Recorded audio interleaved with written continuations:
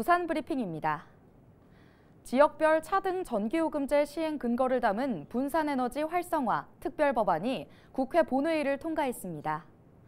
분산에너지 활성화 특별법안이 국회를 통과하면서 송배전 비용이나 발전량, 소비량 등을 고려해 전기요금을 지역별로 다르게 정하도록 하는 법적 근거가 마련됐습니다. 이에 따라 부산과 울산 등 원전 소재 지역은 차등요금제가 도입되는 1년 뒤 전기료 인하 등 혜택을 받을 수 있을 전망입니다. 전세 사기 피해 지원을 위한 특별법 제정안이 국회 상임위원회 문턱을 넘었습니다. 전세 사기 피해 특별법에는 사기 피해자들에게 최우선 변제금만큼 10년간 무이자로 대출해주는 내용이 담겼습니다. 부산은 최대 2,500만 원 범위로 최우선 변제금 범위를 초과할 경우 1.2에서 2.1% 저리로 대출을 지원받을 수 있습니다. 특별법은 2년간 한시적으로 시행됩니다. 미세 플라스틱이 태아 때부터 뇌에 축적되면 신경 발달에 부정적인 영향을 미쳐 불안과 우울, 사회성 결여 등 비정상적인 행동을 유발할 수 있다는 연구 결과가 나왔습니다.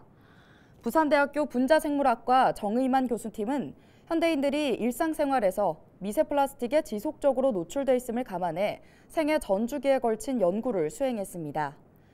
그 결과 미세 플라스틱에 노출된 임신한 실험쥐의 자손에서 불안 등 비정상적인 행동이 관찰됐으며 이 연구 결과를 환경 분야의 세계적인 저널인 저널 오브 해저드스 머티리얼즈에 발표했습니다.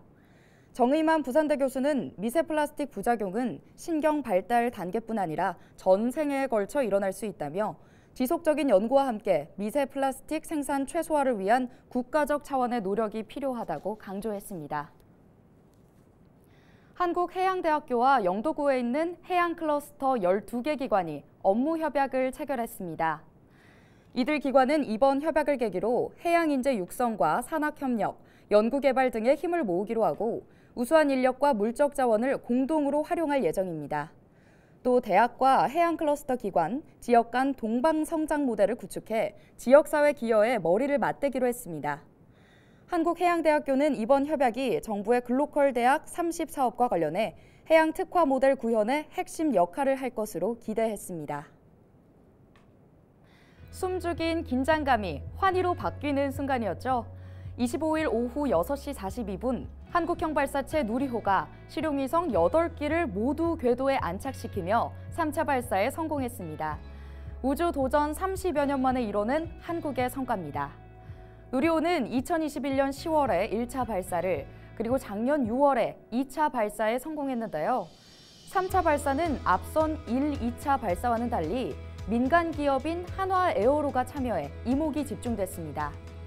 이번 발사의 성공을 통해 향후 민간 기업이 우주 산업을 주도할 수 있는 발판이 마련된 것입니다.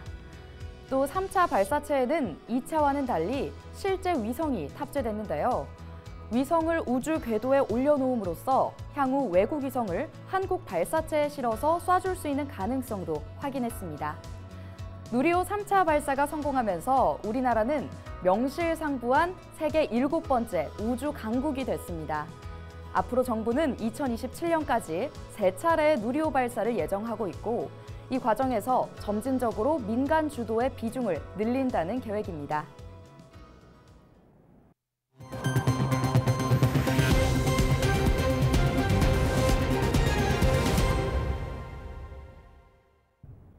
부산과 대구, 경북을 제외한 전국 시도가 다자녀 기준을 2명으로 확대한 가운데 부산시에서도 기준 확대에 대한 논의가 계속되고 있습니다. 부산시의회 의원 연구단체인 부다녀는 부산시 관계자와 다자녀 가정 모임 부모들이 참석한 가운데 다자녀 가정 지원 정책의 개선과 재고를 위한 간담회를 열었습니다. 이번 간담회에서 부산시는 다자녀 지원 기준 확대를 검토하고 있다며 관련 지원 정책을 알리고 참석자와 함께 출산 양육에 대한 대책을 논의했습니다. 다자녀 가정 모임 부모들은 사회적 책임을 강화하기 위한 제도를 개선하고 출산과 양육 서비스의 질을 높이기 위한 대책 마련을 촉구했습니다. 지금까지 부산 브리핑이었습니다.